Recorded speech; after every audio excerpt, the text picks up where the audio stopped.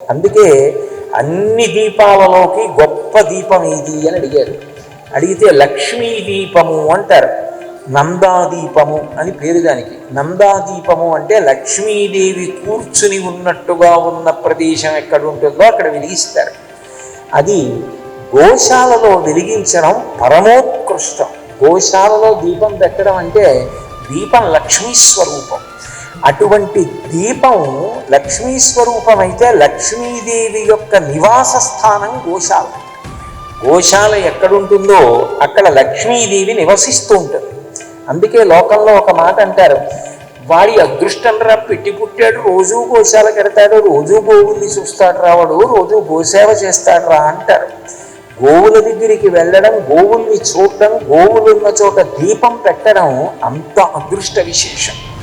కాబట్టి ఆ గోవులు వెళ్ళి ప్రార్థన ఆ గోవుల దగ్గరకు వెళ్ళి లక్ష్మీదేవి ప్రార్థన చేస్తే మామూత్ర పురీషంబులు భామ వేదంబులెరుగు పరమ పావనములు కావున నీవా మేలుగు వస్తువులను ప్రీతిధామములయ్యుండుము ఇంపు తలకొనమాకు నువ్వు ప్రీతిగా ఇక పైన గోమయంలో గోమూత్రంలో ఉండమన్నాయి. అందుకే లక్ష్మీదేవి ఉన్న చోటు కాబట్టి గంగాదేవి గోమూత్రంలో ప్రవేశిస్తుంది.